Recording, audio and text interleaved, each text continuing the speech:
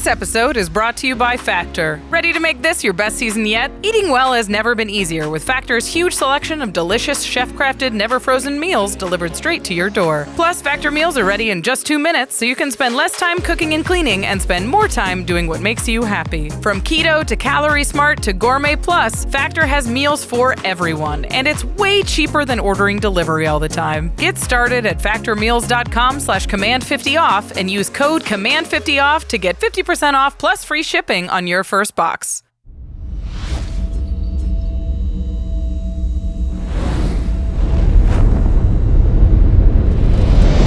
Greetings, humans. You have entered the Command Zone, your destination for all aspects of Elder Dragon Highlander.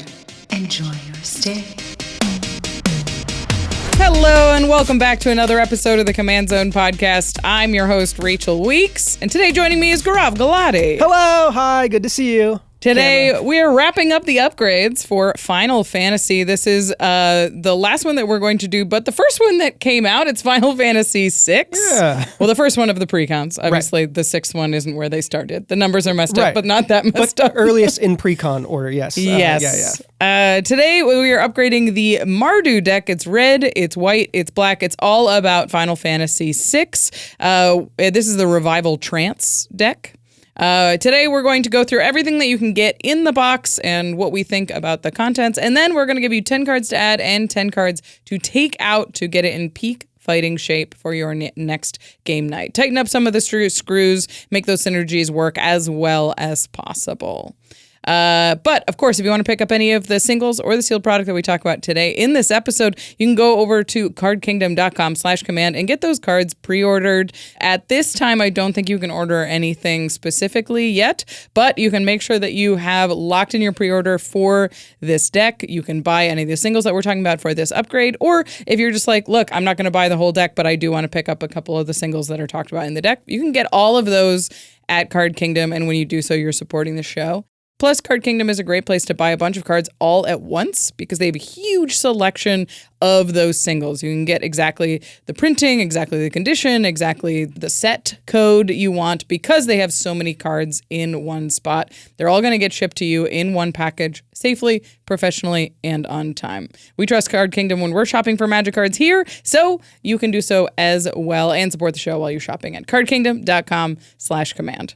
And once those cards are in your hand, you've got to keep them safe, keep them organized. Go to ultrapro.com for the highest quality Magic accessories in the business. Sleeves, deck boxes, binders, dice, wall scrolls, everything you need to show off your Magic pride, but also just keep your collection safe and organized. We use Ultra Pro here at the office to organize our many cards that live in this space. We have at least 10. At least 10. Yeah, at least 10. At least 10 times 10 times so much more than that. Oh my God. But we got Ultra Pro product to make sure that all of our stuff stays safe over the years and stays organized. Plus, you can show off cards that you're excited about, cards that you're proud of in their new product line. They've got the One Touch Edge frames. Those are clear plastic frames that come in a stand. You can put one card in them. They snap together magnetically and you can put it on a stand. You can have like each of your commanders in one. That's cute. Or if you've got an altar that you really love or one commander in particular, the One Touch Edge is a great new product. Plus the Mana 8 line, which we love. Their Magicon is coming up. You can pick up some of their bright white playmats or their deck boxes. You can get them signed, and you know those signatures are going to look great, and they're going to be easily legible, and the marker's going to work on them. We love the Mana 8 line. And you can pick all of that up by going to ultrapro.com/command, and that supports the show. Finally, you can support us directly by going to patreon.com/commandzone. Our patrons get access to extra turns and game nights a day early without ads. Pretty good. Sorry, Gaurav. No, it's okay. I get it. Plus, you get to be in our Discord. You get to chat with me, with Gaurav, with all of our members on the team. We're always in there talking about Magic, and we're talking about these precons. We've got channels specifically for talking about what you're putting in the deck, how you're building it, that kind of thing. Okay, and we shout out one lucky patron every single podcast episode. And this one is dedicated to Kevin O. Kevin, you rock. You rock. You rock. You rock. You rock. All right, let's get into it. We are talking about the Revival Trance Precon today. This is all about Final Fantasy VI.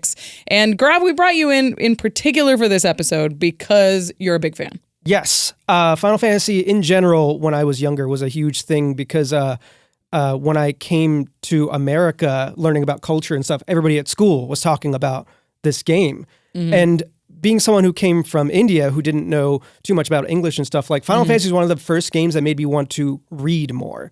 Like I learned English really quickly, but learning how to read like difficult things and long things, you know, books weren't very interesting to me unless they had comic books. Right. But, you know, Final Fantasy had a lot of text and there wasn't voiced protagonists or anything. There wasn't voice acting in Super Nintendo games.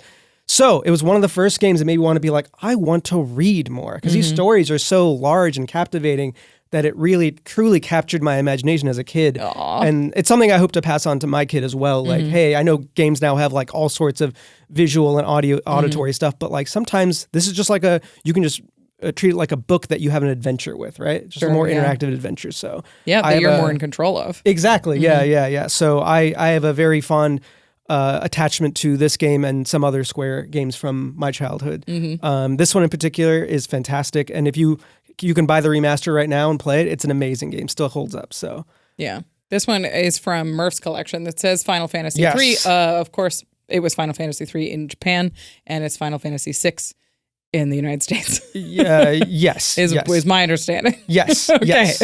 Yeah. Well, so it is 6 in Japan, Right. and 3 in America because Right. they never It's released. backwards? Yeah, it's backwards. Okay. They never released the ones in between in America. So they were like, it'd be weird if we just called this one 6. Right. We were just going to call it 3 because that's the last one we Right. made was 2. So yeah, backwards. technically. So it was 3 here, it was 6 there, and then eventually they were like, it's weird that they're different numbers, and they just skipped a bunch in the States and made it exactly. the same. Yes. Yeah.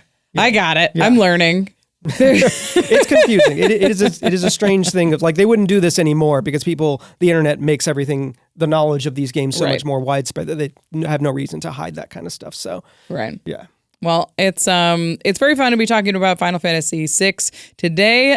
We're going to get to know this deck, everything that comes in the box before we do any upgrading. Of course, we'll do 10 cards in, we'll do 10 cards out using a budget of $50. But first, we have to see what you're getting when you buy this box off the shelf. And the best way to get to know a deck, of course, is by meeting its face commander. Yes, indeed. The face commander is Terra, Herald of Hope. She costs red, white, and black for a 3/3 legendary creature, human, wizard, warrior. That's a lot of text already. She has an ability. It's called Trance. At the beginning of combat on your turn, mill 2 cards. Terra gains flying until end of turn. Nice. And then, whenever Terra deals combat damage to a player, you may pay 2 generic mana. When you do, return target creature card with power 3 or less from your graveyard to the battlefield tapped. So this is a reanimation commander for little dudes, little guys. It's a Revival Trance. Yeah, exactly. That's the name of the movie. Brings them back and they're having a little rave. It's fun. Yeah, it's quite powerful if you can get in that combat damage. And obviously we're going to try and build a deck to do that. But she already has a little evasion built in with flying and self-mill. So she does a lot by herself already. Yeah, I mean, Terra's definitely the whole package we're talking about. Like, she has the mill to fuel your graveyard. She has evasion to make sure you hit. Plus, like, it's only 3 mana, so you can get your plan going as soon as possible. Yep. Obviously, you're going to want to have some amount of milling done by the time she hits the battlefield. So I think like that consistency may not be something that you see out of the box for a precon. Yeah. But having a commander that really does everything that you need goes a long way in her being super powerful. I would expect this deck to have a lot of like low power creatures with high mana value. You want like super powerful, impactful cards, but she can cheat in cards that have low power. So it doesn't matter if it's a 7-drop. Exactly. As long as it's a 2/2, she can absolutely bring it back. And a key here is like powerful ETBs because they do come on the battlefield tapped, which means they're not going to be able to block or anything. They won't be able to attack because they're not coming and attacking or anything. They won't deal combat damage until next turn. So powerful ETBs is a good way to build this deck. Cool. All right, so that is Terra. She's the face commander. There's some interesting interactions with this card that we were talking about last week. Yeah, so there's some really cool stuff because Terra deals combat damage and then that trigger goes on the stack. There's a few fun things you can do.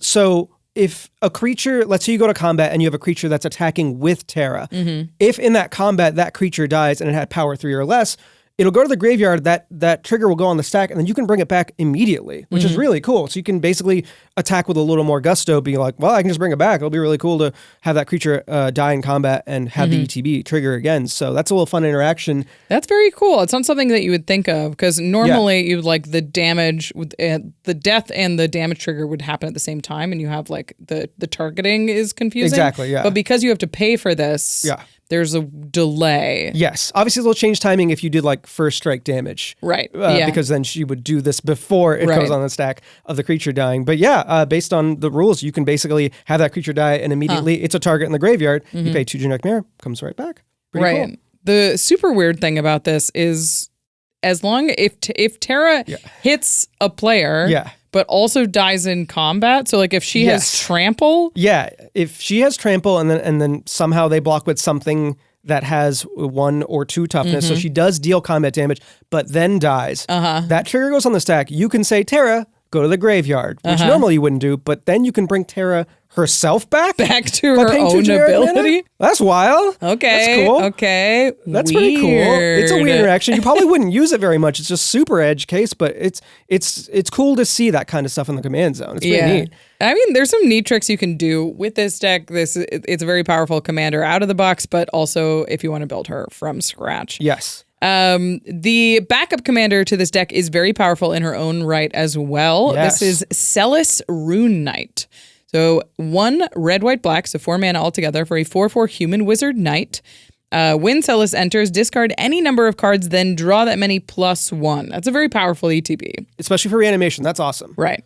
And then whenever 1 or more other creatures you control enter, if 1 or more of them entered from a graveyard or was cast from a graveyard, put a +1/+1 counter on each creature you control. Yeah. So a little Catherine's Crusade happening there. That's pretty sweet. Right. So that's like if you reanimate them, this triggers. So if you like using Terra's ability, or if you cast them from the graveyard, if you've got like a Luris thing going on. Yeah. Or if it brings itself back is another strange thing. Persist creatures, which very powerful. So that's how I've seen people want to build Celis, is that she's had talks about being a CDH commander because she goes infinite with a persist creature and some sort of payoff that lets that creature come back infinitely. Because that creature will never come back with that -1/-1 counter, it'll always come back and be negated by her ability. By the +1 counter, yeah, exactly. So you can sack that creature infinitely to get unlimited ETBs in some way to kill all your opponents at once by having some sort of payoff. So she's quite powerful, and people are building her that way is what I've seen. So yeah, I wouldn't expect that to be what happens out of the box. There's no persist creatures in here, but the fact that this is a commander that can throw your hand in the trash and reload is a very fast mill engine for the reanimation plan, and then just makes all of your little guys, because we know there's going to be a lot of creatures with low power, a little bit more beefy when they come out of the graveyard. Absolutely, exactly, yeah.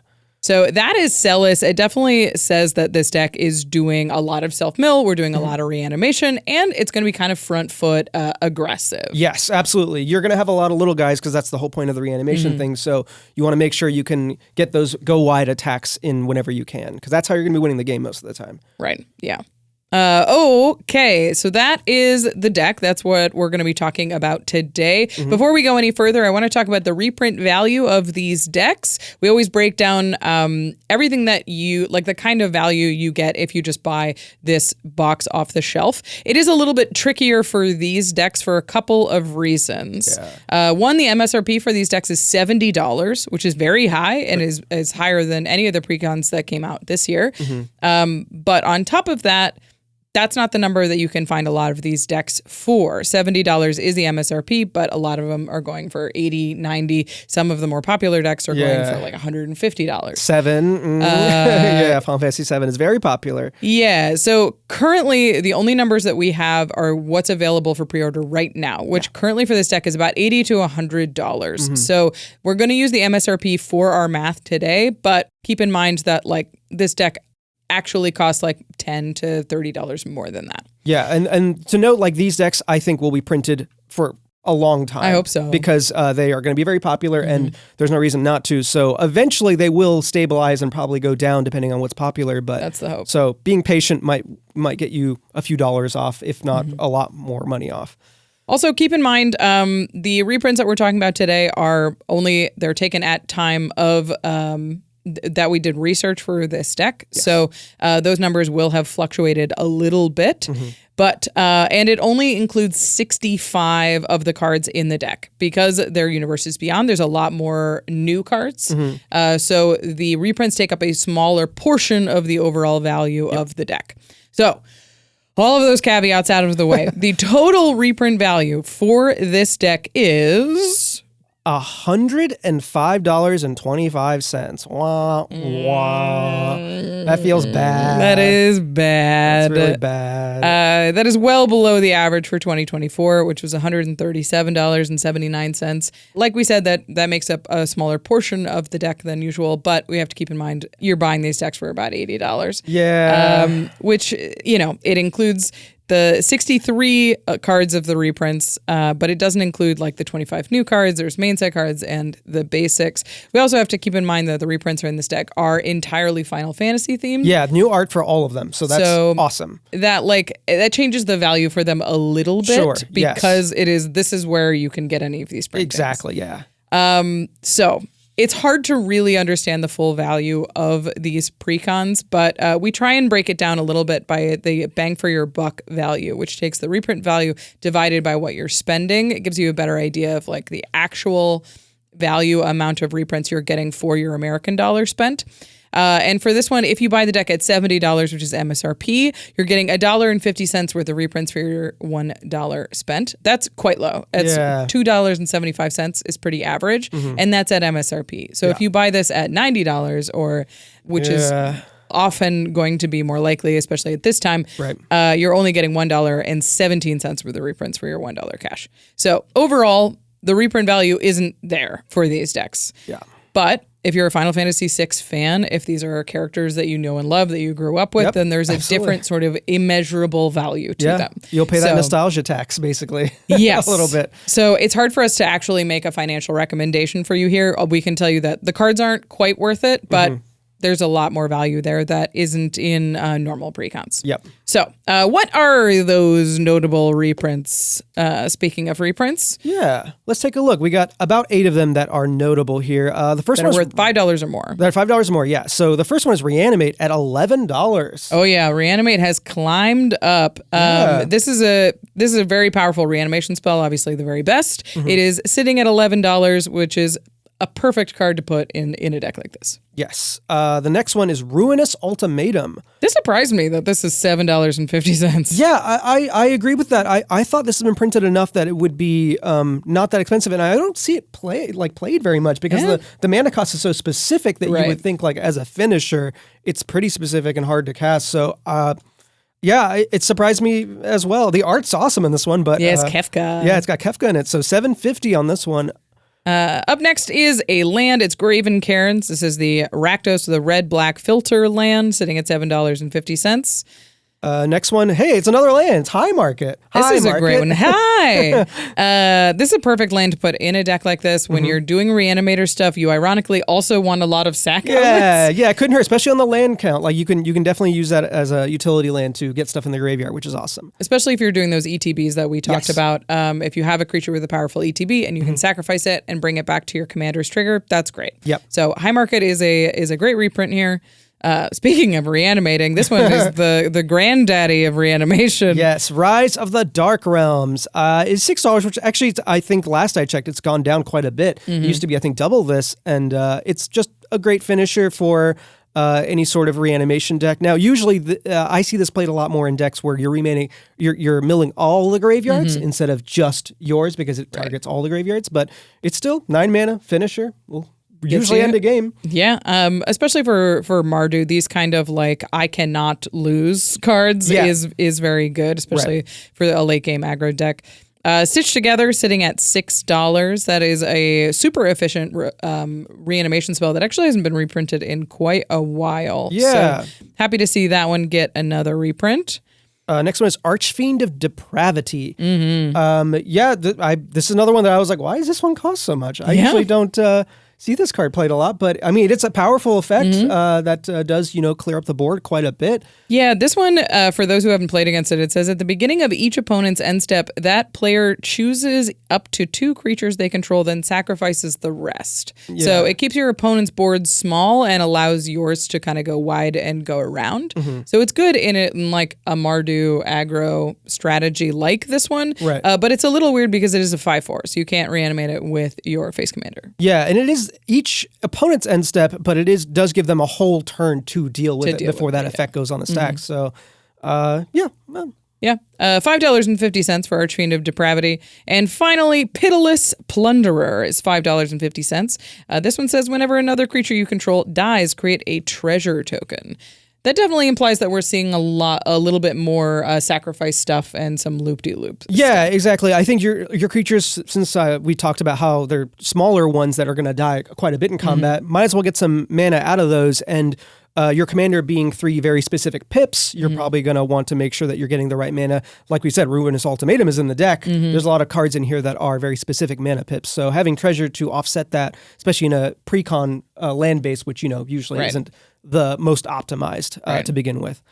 So those are the 8 notable reprints that are in the deck. Those are all the ones that are worth $5 or more. Of course, we don't have the value for any of the new cards that could be that could represent a significantly higher portion. But for now, those are the notable reprints. So we've looked at the deck financially.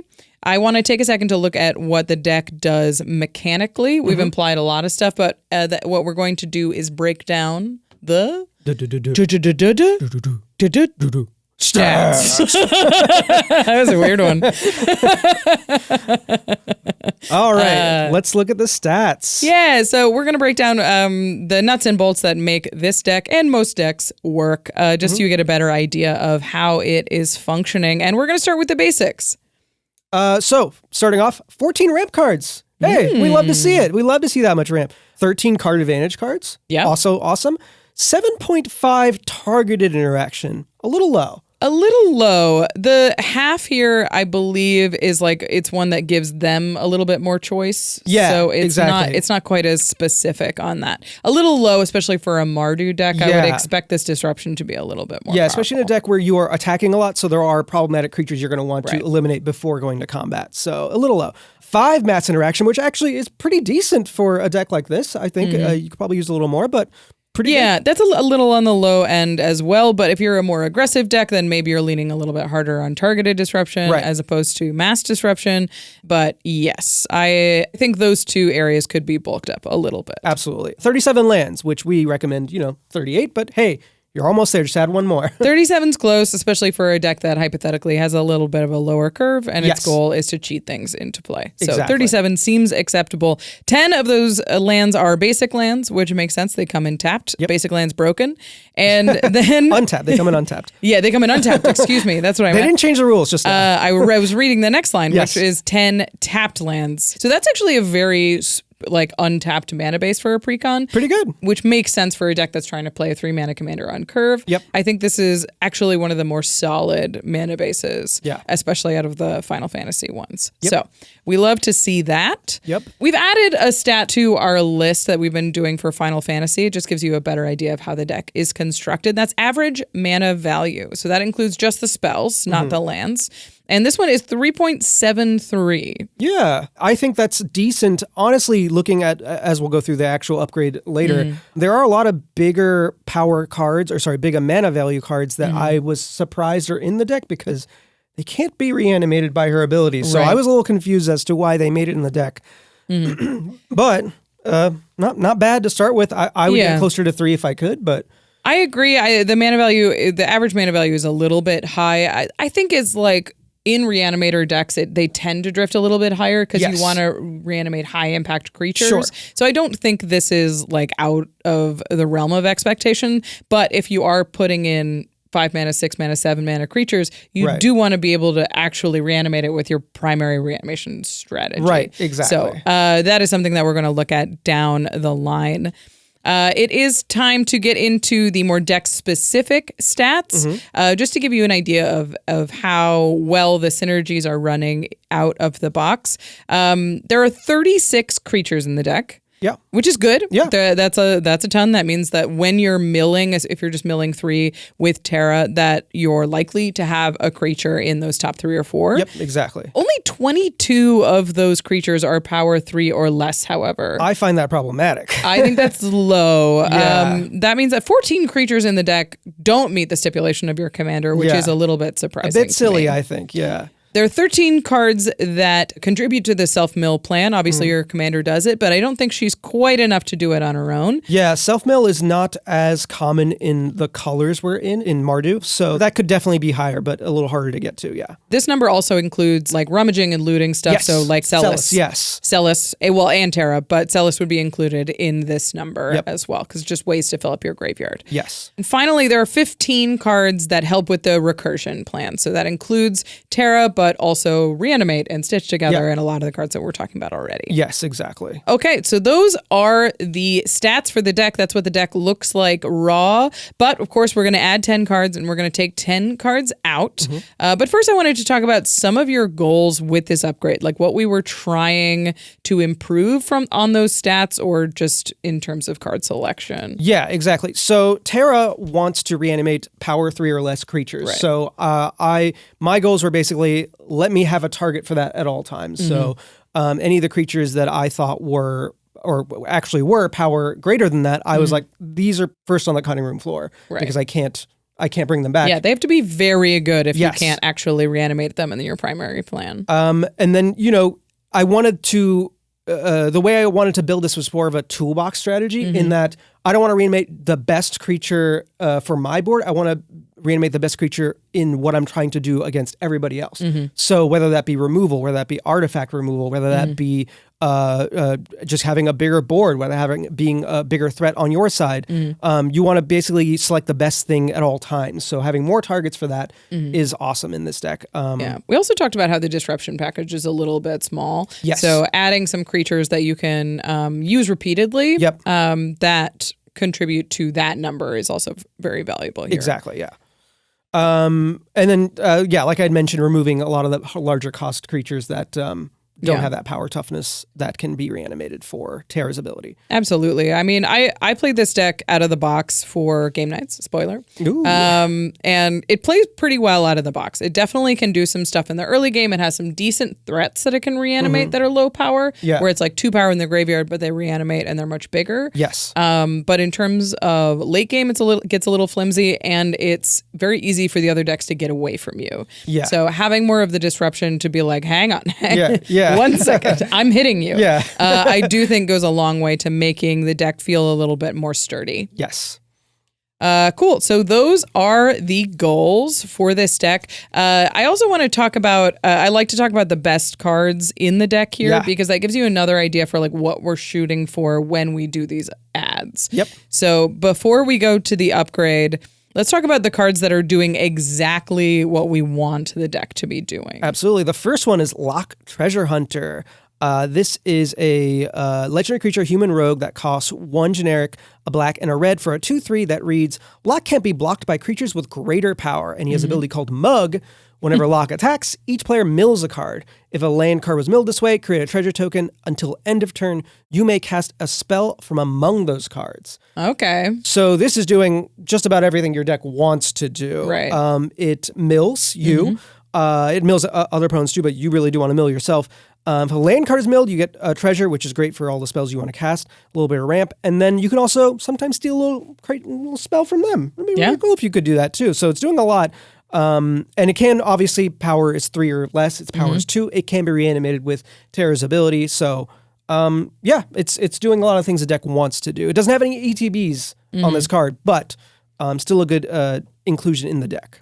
Yeah, I agree. Lock's definitely doing what the deck wants to do, and it's self-mill that can turn itself into actual card advantage. Yeah. It doesn't become card advantage unless you actually cast one of the things that you milled, but that's a huge amount of selection to see 4 cards, to mill your graveyard, and it's all attached on a body that you can keep bringing back to the battlefield. Yep. Lock is a good choice.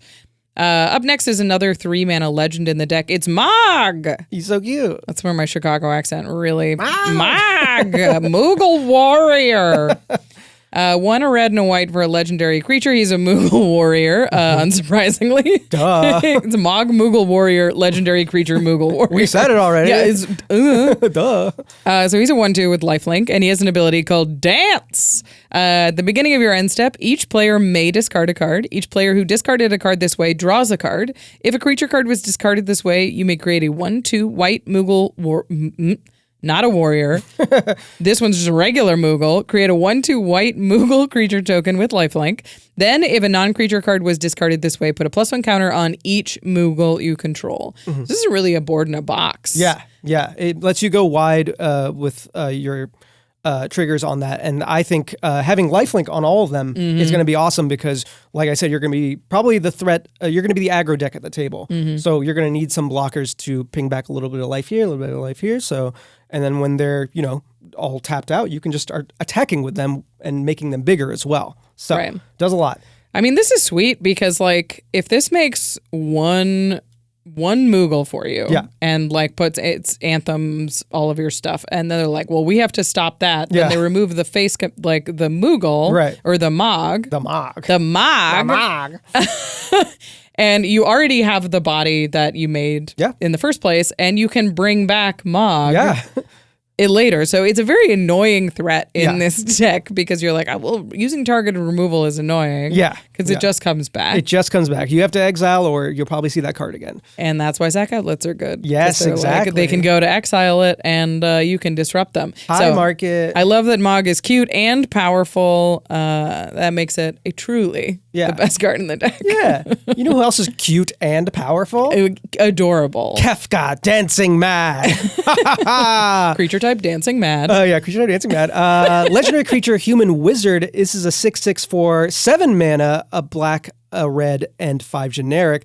It reads, during your turn, Kefka has Indestructible. And at the beginning of your end step, exile a card at random from each opponent's graveyard. You may cast any number of spells from among cards exiled this way without paying their mana cost. Then each player who owns a spell you cast this way loses life equal to its mana value. You better notice this card doesn't have 3 or less power, but it's so awesome. Yeah. I will find you if you remove this card from your deck. It is so good. Flavor-wise, it's amazing. It's also just one of the cool finishers in the deck in that you can start casting stuff from your opponent's graveyards and having them lose life for it too. That's awesome. I feel like when Kefka's in play, you're like, new plan. Yeah, absolutely. This is the plan. All you have to do is make sure that you have some way to fuel your opponent's graveyards, but yours is going to be plenty full. So you got lots of options with Kefka, and he's just an unbelievable threat. Yeah, and in a deck that can reanimate, you could get this out earlier you've than got people Stitch want. Together, If you've people got are playing, Reanimate. playing stuff that actually warrants you to cast this early enough to trigger from their graveyards, hey, that would be sweet. But this card will be immediately targeted as soon as it's played, so that Indestructible is actually quite helpful. You're going to want to protect this bad boy. Yeah. Wonderful. And he is bad. And mad. Bad and mad.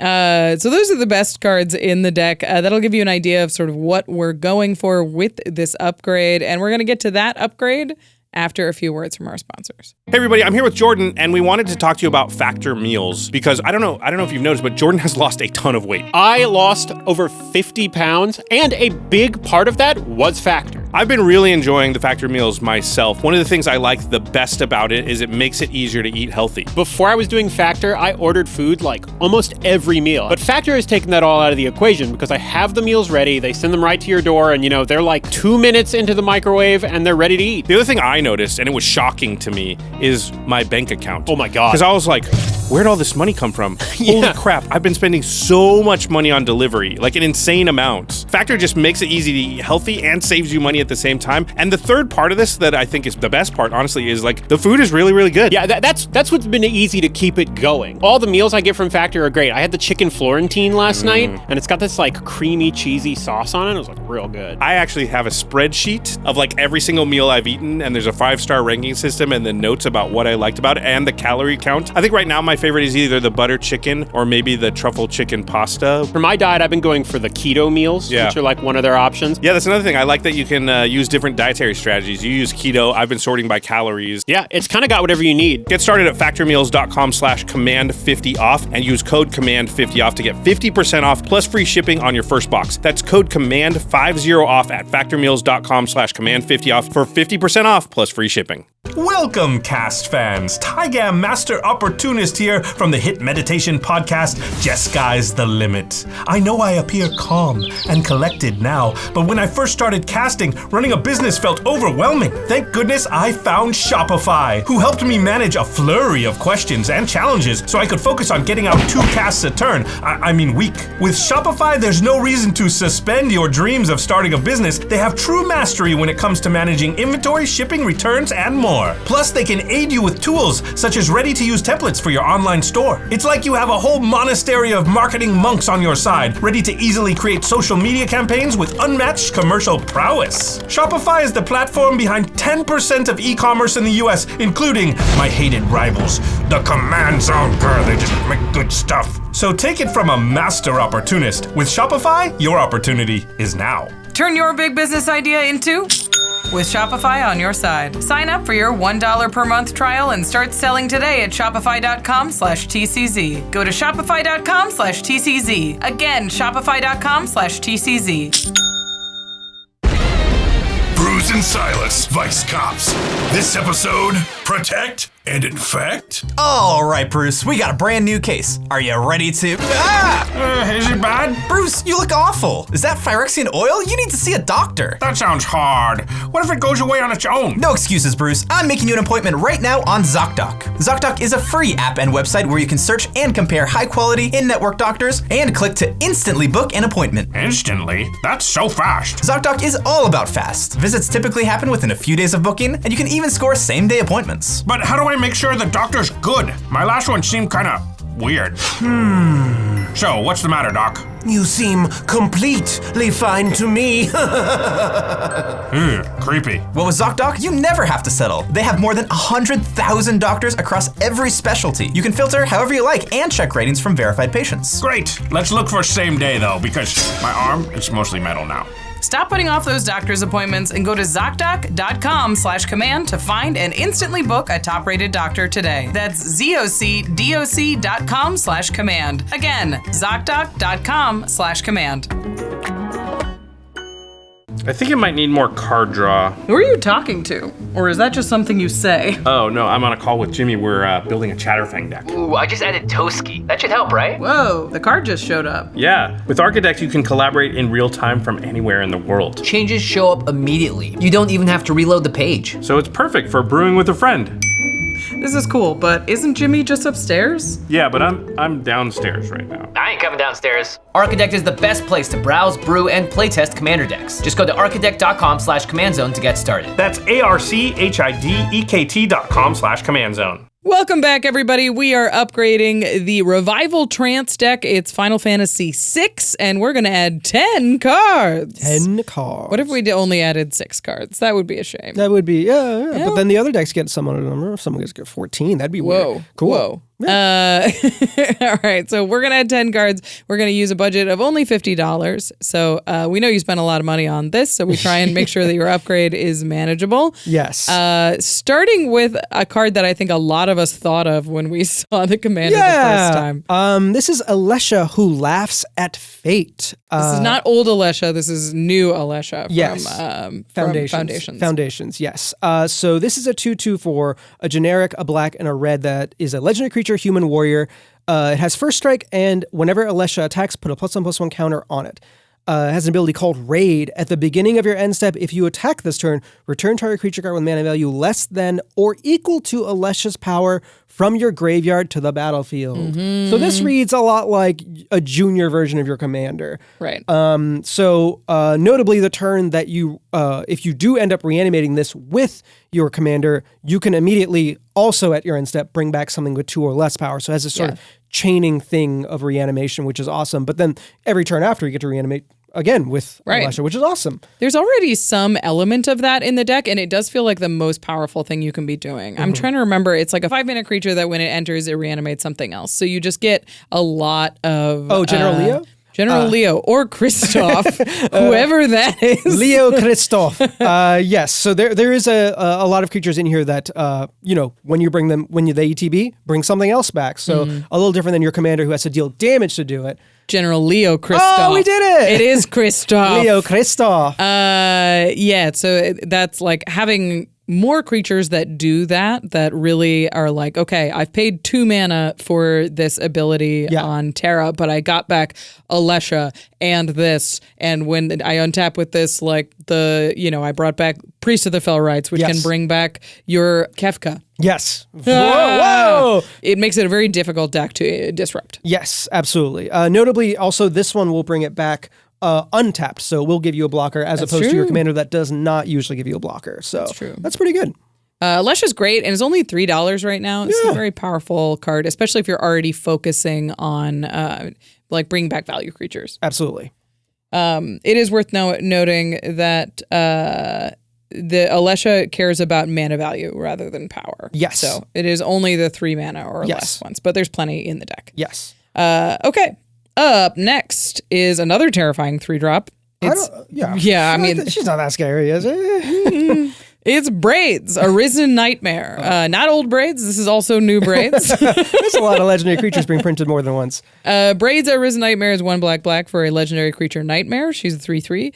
At the beginning of your end step, you may sacrifice an artifact, creature, enchantment, land, or planeswalker. If you do, each opponent may sacrifice a permanent that shares a card type with it. For each opponent who doesn't, that player loses 2 life and you draw a card. Ooh, we love all of those words. Oh my God. Yeah.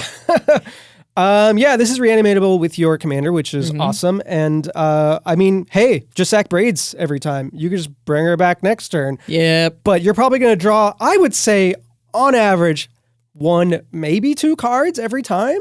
Yeah, there's always at least one player that doesn't want to sack the thing, because usually you're picking the thing that somebody doesn't want to sack. Yeah. So, and creatures puts a ton of pressure on somebody. So you maybe are playing against a token deck who has stuff they can throw away. Sure. But it doesn't happen very often. I found often this card draws you 2.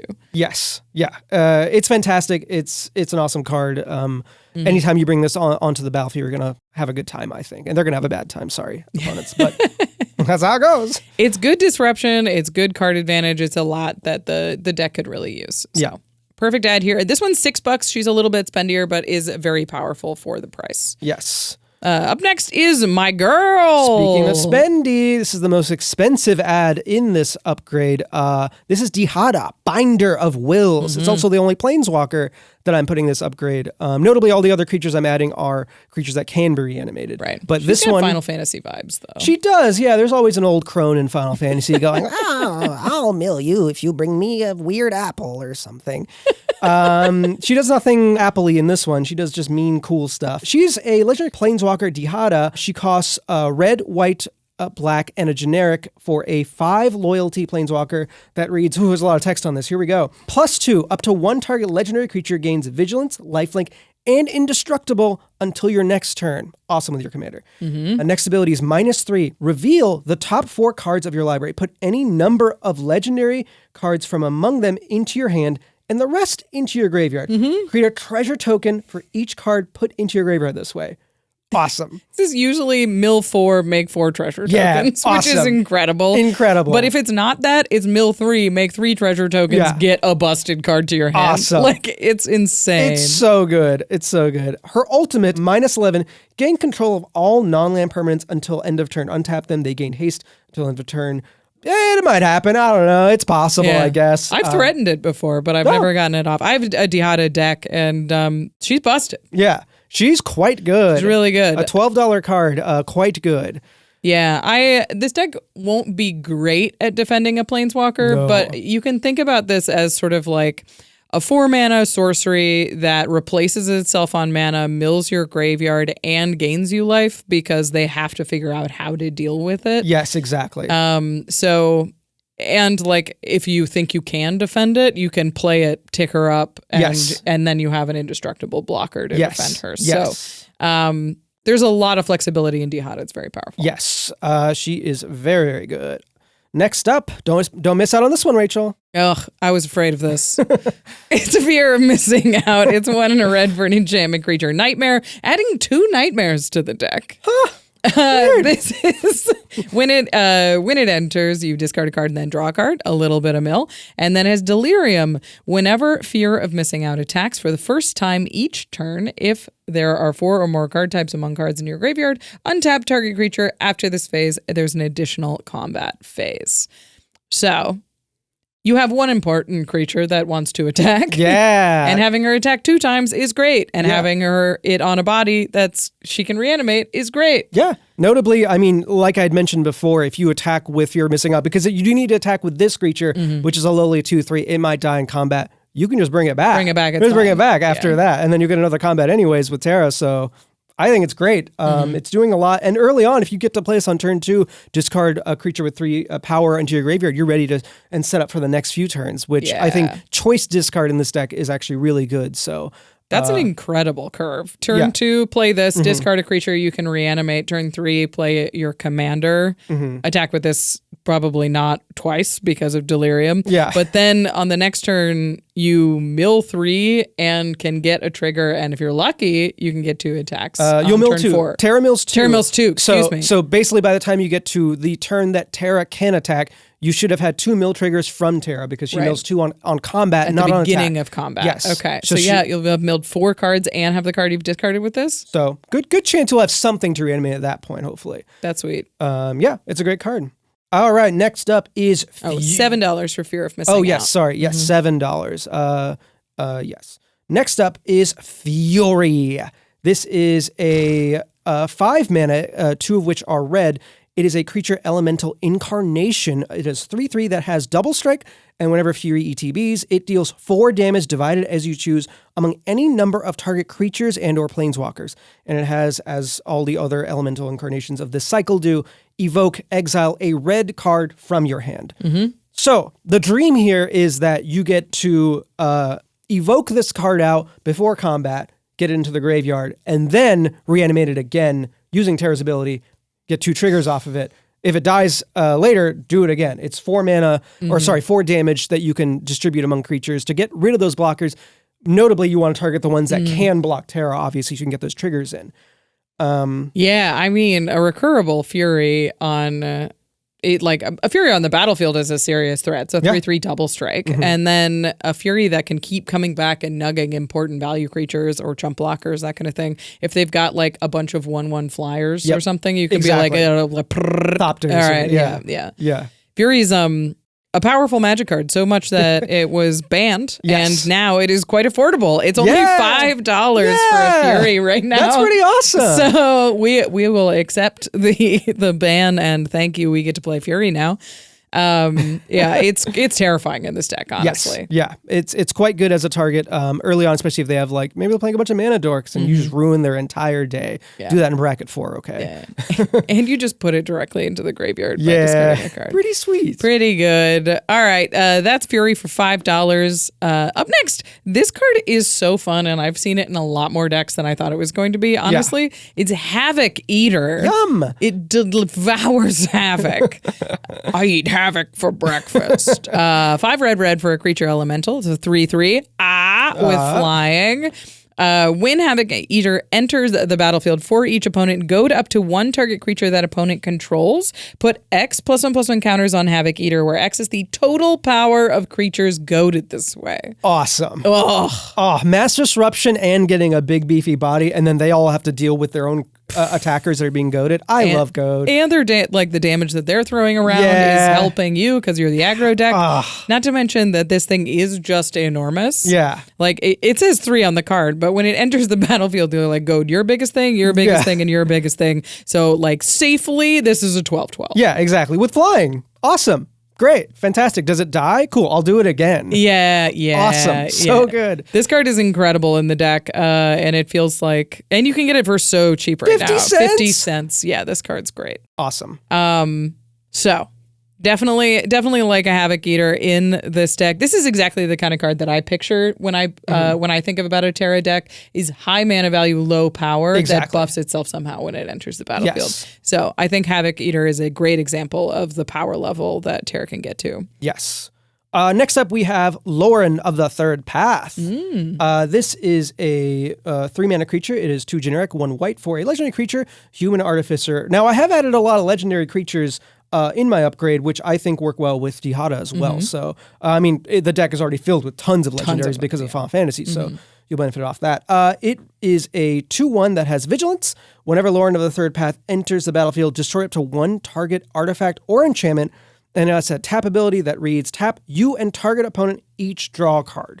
So this is one of those cards I was saying is a toolbox card because it ETBs and gets rid of a Ristic Study or another enchantment or artifact that is, Boring. Annoying. Yeah, a Soul Ring that is annoying to deal with. And then continues to provide value in that you can politics your way into, hey, you don't attack me, I'll get you to draw a card. We'll both draw a card. Isn't that nice? Yeah. I want to attack you for a turn. I'll give you a card. We're good. Yeah. And often I find this card doesn't get removed very often because it is just a 2/1 that is not doing very much. Yeah. So that card advantage that you're getting, or pseudo card advantage because someone else is also drawing off of this, can happen more often than you think, honestly. Yeah. This is just a great little value card that goes a long way in any deck that it's in. It's worth $4.50 right now. Quite good.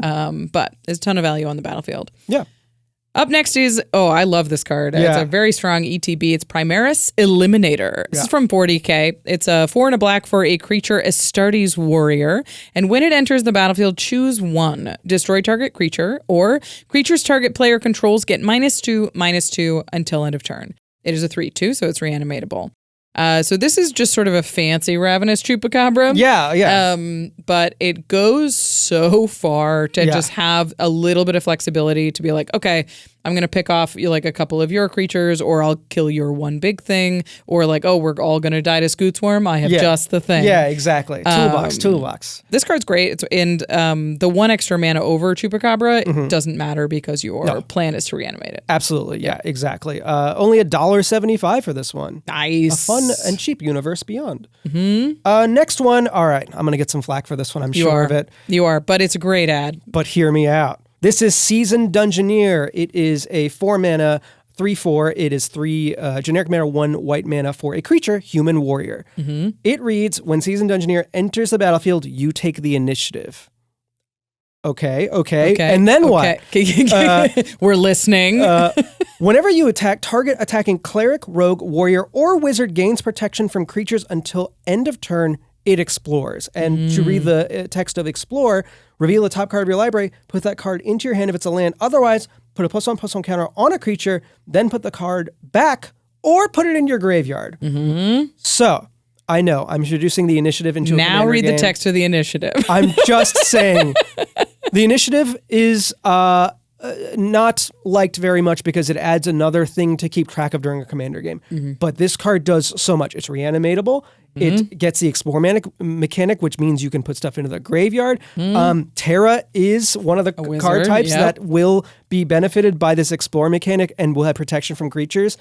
It's doing a lot. Not to mention the initiative is just good. Yes. You're an aggro deck with a flying commander. Yes. You can take the initiative. It is going to give you a repeatable source of value. Absolutely. This card is busted. It's busted. Yeah, it ramps you. The first part of initiative is to go get a land and put it in the battlefield. It draws you a card, yeah. Oh, yeah, sorry. It doesn't put it on the battlefield. Oh, it goes to your hand. It puts it into your hand. But also, oftentimes when you lose the initiative, it's a little hard to get it back because people are a little more wary about it. But if this guy dies, you can just reanimate it. You get the initiative immediately. You just get it back. It's great. It's fantastic. You want him to die. Well, it's like you could hit with Terra, take the initiative from that player, reanimate Seasoned Dungeoneer, take the initiative again. Yeah. Like having a creature like this actually makes it pretty easy for you to speed through the dungeon, and you can get to that final dungeon, which lets you cheat a creature into play. Yeah. Cheat a player into play. That would be powerful. Whoa! I summon Brian Kibler. Oh God. With 3/+1 counters on him. He is hexproof. Wow. So it helps you dig for another threat in your deck that you can now start looping with your commander's ability. Yes. So if you don't want to play with the initiative, you don't have to. Totally get it. Does it make this deck better? I think so. The initiative will also cause a pseudo little more havoc at the table in that not like Goad, but people are like, I want that thing that only that player has, whether it be Monarch or the initiative in this sense. So they'll be like, oh, I'll attack them instead of the aggro player to get that value. And this deck eats havoc for breakfast. As we mentioned, yeah. $4 for Seasoned Dungeoneer.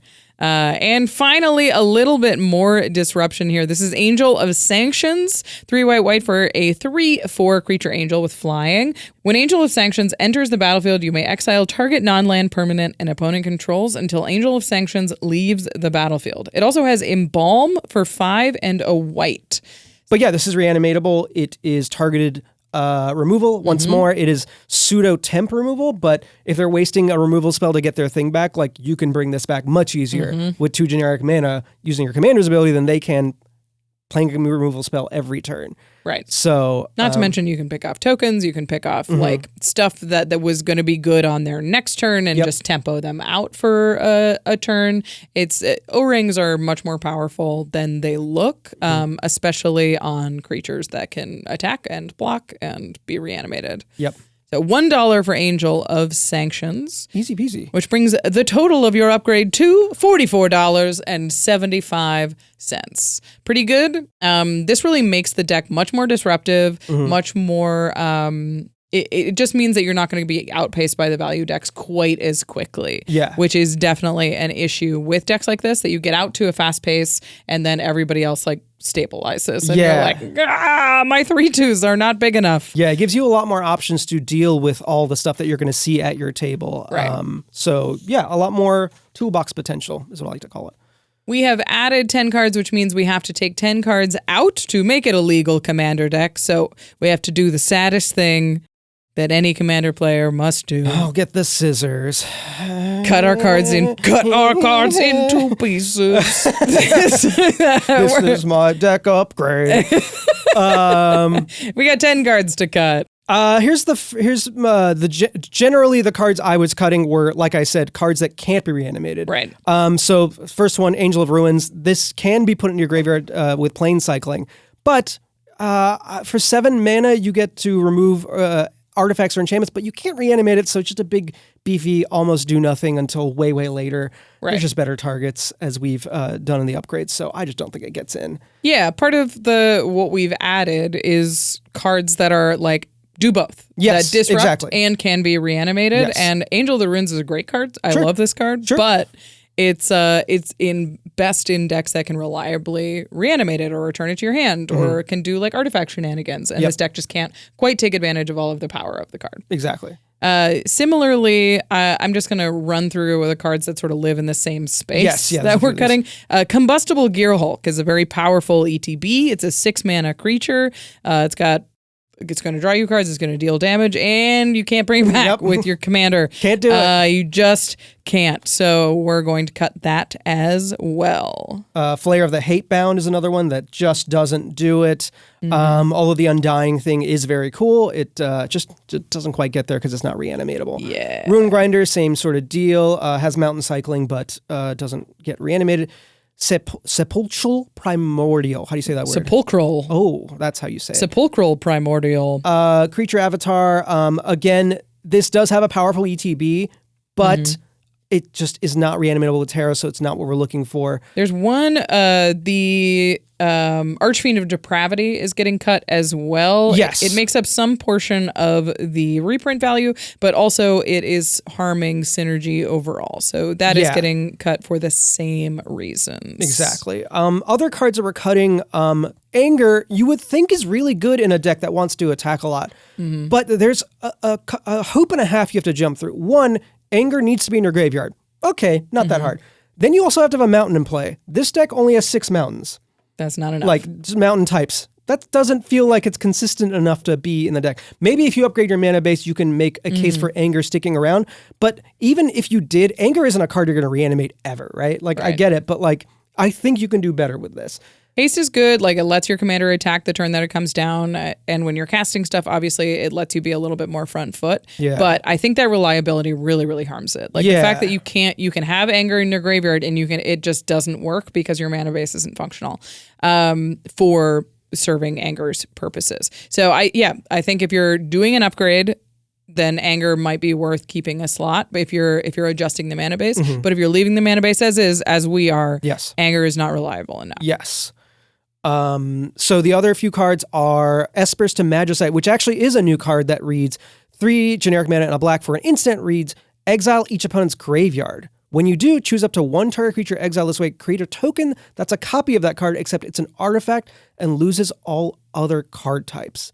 So this doesn't belong in this deck. I could think of many other decks it could belong in. I think this card is really cool. Yeah, it's cool, but it doesn't feel like it belongs in this deck. I agree. You're not really milling your opponents all that much. Yeah. That was part of the reason why Sepulchral Primordial didn't really make the cut, because that reanimates your opponent's creatures.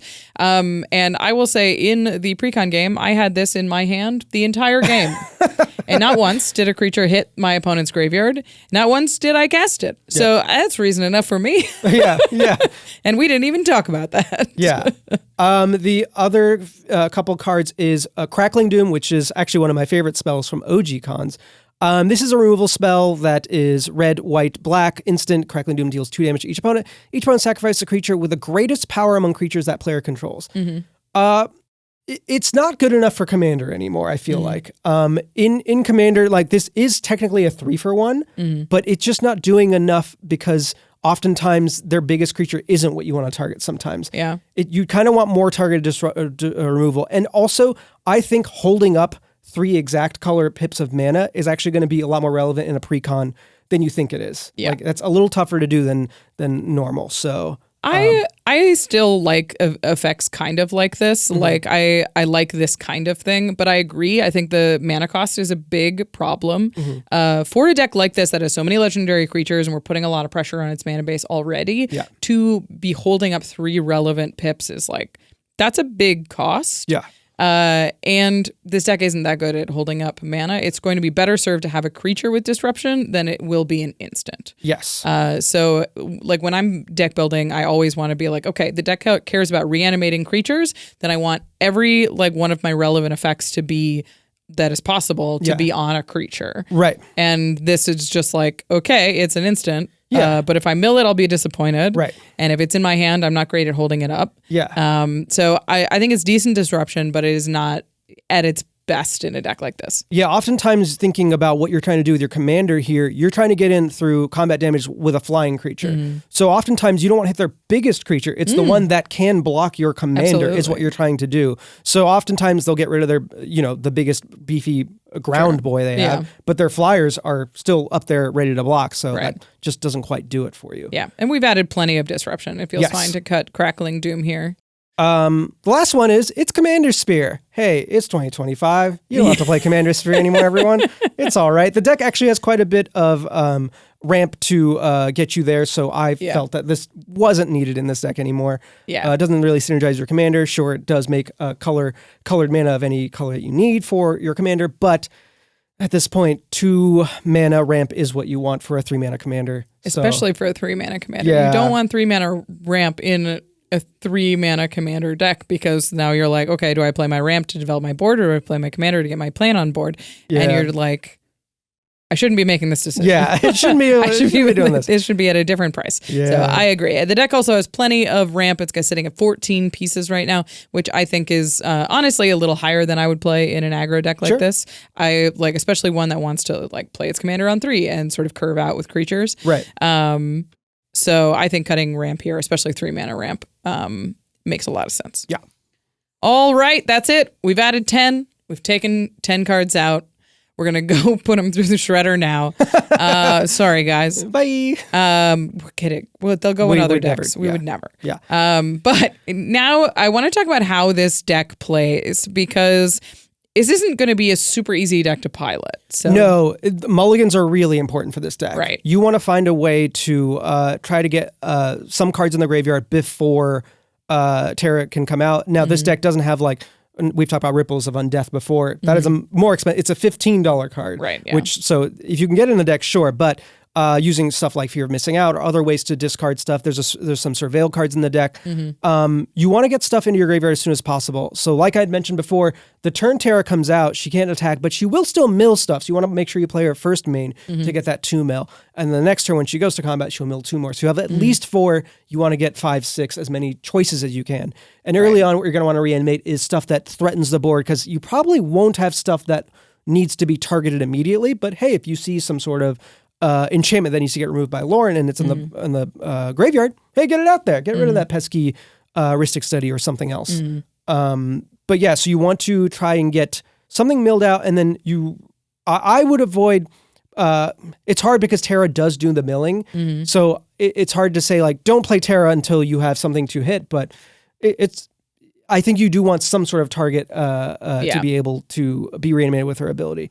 I think most of the time you're going to want to play Terra on 3 and get that milling going. Yeah. And then after that, if Terra gets removed, then you have to be a little bit more careful about picking your spot. Yes. Because she does get expensive fast. She does. And she doesn't do anything on ETB. She doesn't do anything until she attacks. So it's she does mill still on combat. She mills. Nothing but else. Yeah. She can't get the plan going. So she is pretty slow after she dies. Yeah. But I think that's when your targeted reanimation spells come in really big. Your reanimates and stitch togethers, those kind of things. There's quite a few ways to get Terra back. So sometimes check your hand when Terra dies. It might just be better to leave her in the graveyard. Yeah. And be like, okay, I'll bring her back next turn with this reanimation cell, or that turn using something else. Absolutely. This is a deck where you want to attack every turn. Don't hold back. You need to attack. Don't be nice. Don't be like, I should just hold back and not let nobody has blockers yet, so I won't attack. No, you're an aggro deck. You got to get that damage in every little way you can. Reanimate stuff to make your board more threatening. Board wipes are the word that people are going to say a lot at you, like, we got to find a board wipe. And it's like, yes, you probably do, have to deal with this board. You have a great way to bring those stuff back after a board wipe. And obviously you have a couple of good finishers like Rise of the Dark Realms will bring it all back, or Kefka, as we'd mentioned, can start dealing damage based on random spells, which is chaotic and can sometimes outvalue your opponents to get Ruinous Ultimatum. Yes, Ruinous Ultimatum. Oh, you guys have all set up? Well, good thing I just got my mana together, because you can set them back to the Stone Ages. Yes. Yeah, that card is devastating. Yeah. It's I think the deck is pretty well set up to be a very functional deck. Yes. But it is one of those things where you're like, I'm a graveyard strategy. I can just put all my stuff on the battlefield, and you really can't. Yeah. Some of the best tools that the deck has is it has a lot of stuff that's like, when you discard a card, you can play a card until end of turn. Right. Or when if you mill, you can play one of the cards milled this way. And actually using those and making sure that like you're holding open your mana for those abilities and not just dumping your hands into a board wipe, I think is going to be a big part of playing this deck well. Yeah. Because if you have this opportunity to like cast stuff from exile and you only have one turn to use it, it's great to just use your graveyard for as much as you can, use your commander as much as you can, and force them to answer that until you start committing more stuff from your hand. Yep, absolutely. And that way it also keeps your interaction in your hand instead of like just casting all that and then you have no mana to use your commander's ability. Like use that ability every chance you can. Yeah. It's going to feel slow, but what it's doing is it's saving you a card. Exactly. It gets you one from the graveyard instead. So it's 2 mana to cast this thing from the graveyard rather than, however much mana to spend a card from your hand. Yep. So there's a fair amount of card advantage in this deck. I think it is built pretty well for that. But making sure that you're just squeezing every bit of value you can out in that early game so that when they do eventually find that Wrath, you've gotten all the value you can out of the cards that are already committed to the battlefield. Exactly. And you still have cards in your hand. Yeah. It's pretty sweet. Yeah, I liked playing this deck a lot. Yeah. It's very much my vibe, which is aggro graveyard. Yep. You can't kill me, annoying. Yeah. Classic Rachel. It's just like, didn't we just kill that? You're like, yeah. It's back. Isn't that cool? We love it. So yeah, grind them out, put a lot of pressure on their life total. This deck is very cool. And I don't know anything about Final Fantasy, but I like this Precon a lot. Yeah, it's awesome. 6 was one of my favorite games until 9 came out. 9 is now my favorite Final Fantasy game, but 6 will always, as I said, hold a special place in my heart. And Terra is representing that love very well in this deck. I'm very excited to play this deck. Cool. Well, to the listeners, what do you guys think about this Precon? Any cards that we missed in the ad that you're like, oh, I'm slamming this card into the deck? Maybe it's from the main set. Yeah. Let us know if you're adding any cool on flavor Final Fantasy cards to your the Revival Trance deck. Any cards we suggested to take out or add that you disagree with. Those are always really fun discussions in the comments. So if you are as excited about this deck as I am, as Gaurav is, go to cardkingdom.com/command and you can pick up the singles. You can pick up the sealed product, get all of that stuff pre-ordered. This deck is the cheapest of the four. So I think mechanically it's really cool and has a lot of cool stuff in the 99. This one's actually the one I'm sort of highest on. Yeah, me too. And if you get it at Card Kingdom, you're supporting the show when you do so. Plus, you know that your stuff is going to be shipped professionally and quickly and all in one package. They know how to ship cardboard, so the stuff that they send isn't going to end up mangled in the mail. Again, cardkingdom.com/command.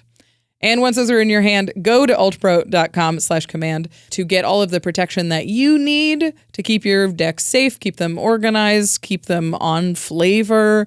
They have a lot of great stuff on there. If you're going to MagicCon Las Vegas, go pick up some Mana 8 product. Their big, white, clean Mana 8 line is perfect for signatures or getting doodled on by artists or just making a real memory out of the playmat. The playmat that they give you at these things is usually like it's an art playmat. Yeah. And it's often dark. Yeah, it's usually very dark. So it's like it's tough to actually sign it and make it look good. So if you want like a very clear memory and it looks nice and it organized. Looks so good. Yeah, Mana 8's great for Super cool. that. Again, ultpro.com/command.